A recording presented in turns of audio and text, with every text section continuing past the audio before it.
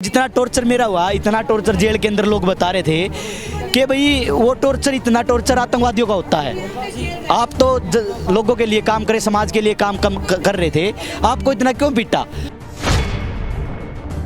3 degree torture है, mentally harassment, दिन में 3 दिन मेरे को सोने नहीं दिया, टांगों को स्ट्रेच किया, इस तरह से स्ट्रेच किया। प्राइवेट पार्ट है उसके पास जो जगह है उस पर खड़ा होकर दबाव दे रहे हैं। मतलब मेरा मेडिकल रिपोर्ट में भी आया है कि भाई मैं सदमे में गया हूँ। कितना भी टॉर्चर कर ले, मतलब एक बार जान से ही मार देंगे ना, मैं फिर भी उठ के स्टेट से लड़ने आऊँगा। जो उत्पीड़ित तबका है सभी को एकजुट होना पड़ेगा। जब तक वो एकजुट नहीं होगा ना, वो अकेला अकेला आंदोलन करते रहेगा, अकेला अकेला पिटता रहेगा। मशीन में मैं ब्लैंक काट रहा था, 4 पीस काटा, 5वां नंबर लगाया, तभी मशीन आ गई नीचे। जो इलाज हो रहा है काम नहीं कर पा रहे हैं। छोटा बच्चा है हमारे पास, अभी भी बच्चे हैं, उनको कैसे हम कहाँ से खर्चा चलाएंगे अपना।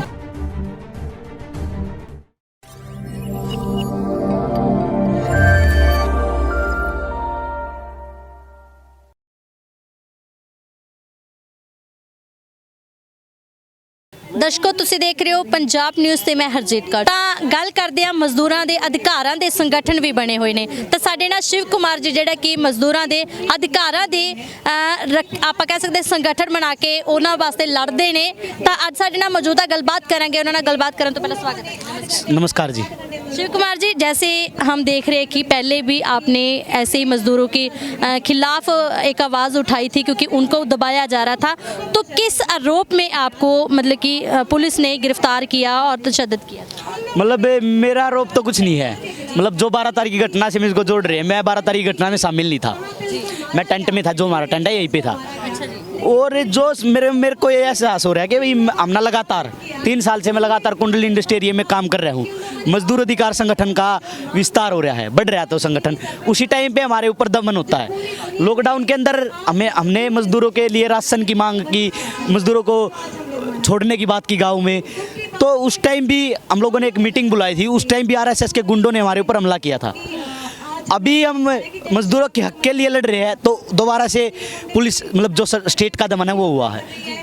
तो जब भी हम कोई अभी ये जो किसान आंदोलन चल रहा था, इसमें जो मजदूर किसान का नारा था, हम उसको ज़मीनी स्तर पे उतार रहे थे। मतलब कुछ लोग स्टेज से लगा रहे हैं, हम ज़मीनी स्तर पे लेके जा रहे थे उस नारे को। और हज़ारों की तादाद में मजदूरों को बस्तियों से लेके वहाँ तक लेके जा रहे थे किसान आंदोलन में।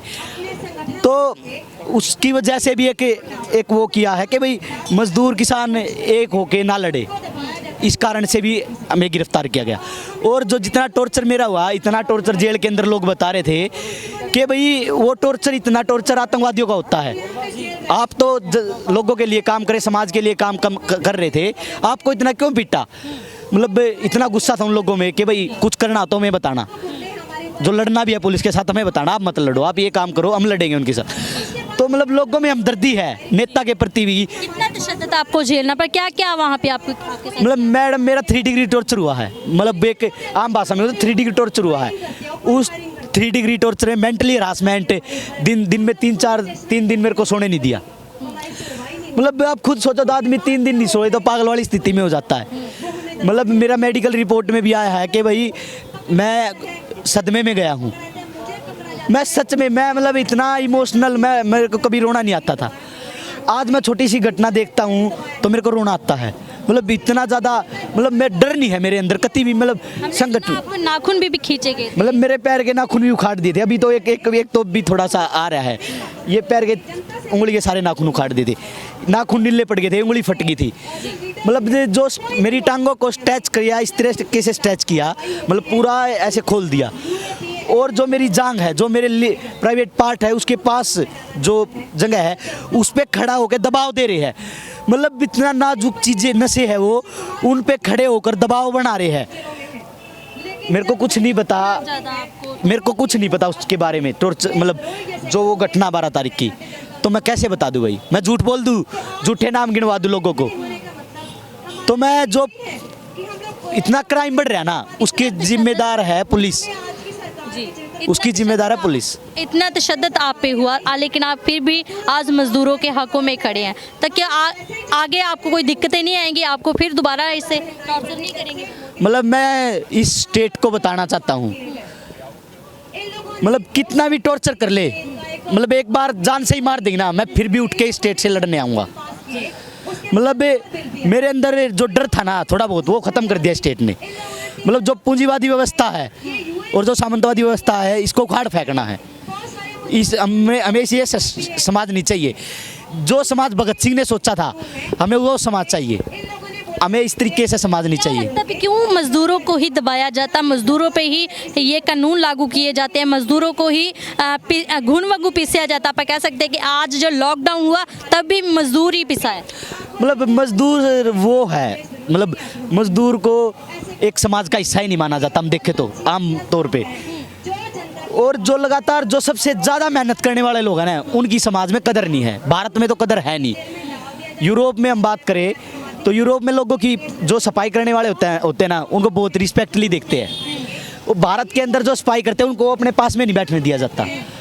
तो इस तरीके की चीज़ें हैं ना, वो एक लोगों के मेंटलिटी फिट कर रही है मजदूरों के बीच में। हमारा कोई नहीं है, कोई लोग नहीं सुनता। मतलब मैं कंपनी में काम करता था, अभी हम मजदूरों में काम कर रहे हैं। कंपनी में हमें काम नहीं दे रहे कंपनी वाले, तो हमें मजदूर सर कह रहे हैं, तो हम उनको बोल रहे हैं भाई सर नहीं है, हम भी मजदूर हैं, हम भी कंपनी में काम करने वाले लोग हैं। हमें लगा शोषण हो रहा है और उसके खिलाफ आवाज़ उठानी चाहिए। हमने संगठन बनाया। सच तो सच होता है, सच हाँ। के खिलाफ आवाज़ तो उठानी चाहिए और उठाते रहेंगे। मतलब कितना भी टॉर्चर कर ले, कुछ भी कर ले, हम डरेंगे नहीं, लड़ेंगे। हम देख रहे हैं कि आपके पास जो बैठा एक वीर है, मजदूर वीर है, उनका भी हाथ कट गया। वो कैसे हाथ कटा था? मतलब जो ये कंपनी है जीएसजी, ये विदेशी कंपनी है। ये विदेशी कंपनी है। जो प्रधानमंत्री कह रहे हैं कि भाई हम विदेशी कंपनी लाएंगे, मैं उस प्रधानमंत्री से ये कहना चाहूँगा, वो विदेशी कंपनी लाएगा, भारत के मजदूरों के हाथ पैर कटवाएगा, विकलांगों का देश बनाएगा। जो प्रधानमंत्री इस तरीके की बात कह रहा है, मैं उससे ये बात कहना चाहूँगा कि भाई जो विदेशी कंपनी लेके आ रहा है ना, तो वो जो कानून बना रहा है वो मजदूरों के हित में बनाए, ना कि पूंजीपतियों के हित में बनाए। जो भी 4 लेबर कोड बिल लेके आए, वो पूरा का पूरा उसको पढ़ोगे ना आप, वो लगेगा पूरा पूंजीपतियों के हक में है। उसमें कुछ भी 1% मजदूरों के हित में नहीं है। हमने देखा कि और भी कई कानून जो कि मजदूरों के खिलाफ उन्होंने लेके आए हैं, तो क्या लगता है कि आप जो संगठन की तरफ से लड़ाई की जा रही है, वो किन किन की लड़ाई जो लड़ी जा रही है? मतलब हमारा मानना, जो पहले श्रम कानून होते थे ना, जो बनाए गए थे, जो संविधान में पहले बनाए गए थे, वे संविधान लागू हो। अभी संशोधन कर करके, अभी मतलब जब से मैंने पढ़ा है, 44 श्रम कानून होते थे। श्रम कानून 44 के बजाय 4 ले आए। मतलब 40 खत्म, 40 को खा गए। मतलब एक बहुत बड़ी एक कानूनों में भी घपला चल रहा है। 4 कानून ले आए, और 4 कानूनों में क्या है? उस 4 कानूनों में 12 घंटे काम करना है, यूनियन नहीं बना सकते, और बोनस नहीं मिलेगा, सेफ्टी कानून नहीं है, मतलब कोई सुरक्षा नहीं है मजदूर की, लेबर कोर्ट नहीं जा, ये चीज़ें हैं। मतलब ये देखो, ये मजदूरों के हित में कौन सा कानून है? मतलब मैंने पढ़ा तो मतलब बहुत गुस्सा आया। और लगातार इस तरीके से होता रहा ना, तो भाई देश में इतना बड़ा विद्रोह होगा, जो भी सरकार होंगी उसको उखाड़ फेंकेगा। मजदूर, किसान, जो मेहनत का आबादी है, वो जब भी लड़ेगी ना, तो एक ज़बरदस्त तरीके से लड़ती है। जो जिस चीज़ को दबाया जाता है, जब वो प्रेशर से ऊपर आती है, मतलब एक गुब्बारे को लेंगे, हम गुब्बारे को दबाएंगे ना, तो जब वो उठेगा तो पूरा प्रेशर से हाथ को भी भगा देगा। तो जब ये मजदूर, जो आज मजदूरों को दबाया जा रहा है, जिस दिन ये लड़ेगा, जिस दिन ये सड़कों पे आएगा, ये सरकार को चुटकियों में उखाड़ फेंकेंगे। तो उसके खिलाफ लड़ते रहेंगे हम, और लड़ेंगे। आज भी आपने सुमन आया है, तो मजदूरों को इकट्ठे करने में भी आपको रुकावटें आई? मतलब जो कमरों के मालिक है, जहाँ पे मजदूर रह रहे हैं, मजदूर बस्तियों के जो मालिक, इनको भी कहीं ना कहीं ये खतरा है, कभी मजदूर ये मांग ना कर दे, हम आपकी दुकान से सामान नहीं लेंगे, हम बाज़ार से खरीद के लेके आएंगे। यहाँ पे प्रेशर बनाया जाता है, आप मेरी कॉलोनी में रहोगे, मेरे मकान में रहोगे, मेरी दुकान से सामान खरीदना पड़ेगा। और पुलिस का भी दबाव है, क्योंकि जो ये बिल्डिंगें बनाए हुए हैं, ये गांव के चौधरी लोग हैं, जो गांव के फ्यूडल सामंती लोग हैं, उनके ये घर है। तो वो क्यों चाहेंगे कि भाई बाहर के लोग आके हमारे खिलाफ आवाज़ उठाए? हमारे से सवाल जवाब करें, वो क्यों चाहेंगे? उनको खतरा है कहीं ना कहीं, इसलिए नहीं रोकना चाहते। मतलब जो भी लोग ईमानदार होते हैं वो बोलते हैं भाई जाओ, आप जाओ यार, आपके की लड़ाई है। हम जिस बिल्डिंग में रह रहे हैं उस मकान मालिक ने हमारा किराया भी माफ़ किया है। मतलब इस तरीके के भी लोग हैं। पर जिस तरीके से इस कॉलोनी में आप जाओगे, ज़्यादातर लोग इस तरीके से हैं, जो पुलिस के चमचे हैं, जो स्टेट के चमचे हैं, जो मुखबर है सरकार के। मैं उन मुखबरों से भी ये कहना चाहूँगा भाई, मजदूर आपको भी नहीं बख्शेंगे। जब मजदूरों ने शिकागो के अंदर स्टेट को नहीं बख्शा, शिकागो की अमेरिका की स्टेट को नहीं बख्शा, पुलिस को नहीं बख्शा, गुंडों को नहीं बख्शा, तो आपको क्या चीज़ है? आपको भी भगा देंगे। लॉकडाउन का भी असर मजदूरों पर जो हुआ है, तो क्या लगता है कि इससे भी जागरूक है मजदूर कि जो भी लॉकडाउन लगाया जाता है उनकी रोजी रोटी पर भी खतरा पड़ता है, क्योंकि वो घरों में कैद हो जाते हैं जिन्होंने सुबह कमानी और शाम को खाना होता है। तो क्या कहते हैं कि उनको भी जागरूक किया आपने? अब मैम लॉकडाउन में भी यही जागरूकता करते रहे हैं। मतलब लॉकडाउन में बहुत सी जो ट्रेड यूनियन है, सेंट्रल ट्रेड यूनियन, प्रवासी मजदूरों को तो ज़्यादा प्रॉब्लम होती है। जो सेंट्रल ट्रेड यूनियन है उस दौरान राशन बांटने का काम कर रही थी।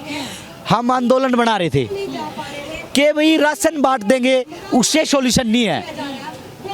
राशन हम नहीं बांटा है जितना हम बांट सकते थे, पर राशन बांटने से सॉल्यूशन नहीं है। सॉल्यूशन है लड़ना पड़ेगा भाई, इस जर्जर व्यवस्था से, इस गड़े सड़े सिस्टम से लड़ना पड़ेगा।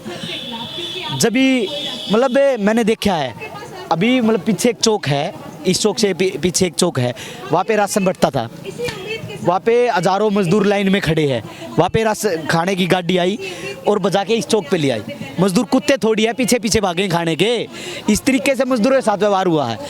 तो हम लोगों ने गुस्से में, मतलब गुस्सा था, हम लोगों ने बात की, लगातार बात की और लोगों को इकट्ठा किया, हज़ारों एक लोगों को, और जीटी रोड जाम किया। उसके बाद राशन बटा है। पुलिस ने उस टाइम भी लाठीचार्ज किया था। एक मजदूर की टांग में फ्रैक्चर आया था उस दौरान, वो मजदूर हमसे मिल नहीं पाया उस दौरान।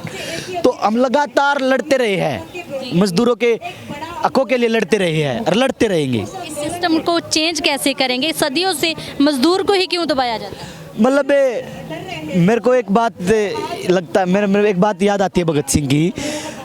मतलब एक जो शोषणहीन समाज बनाना है ना, उसके लिए मजदूर, किसान, छात्र, नौजवान, आदिवासी, दलित, मुस्लिम, जो उत्पीड़ित तबका है, सभी को एकजुट होना पड़ेगा।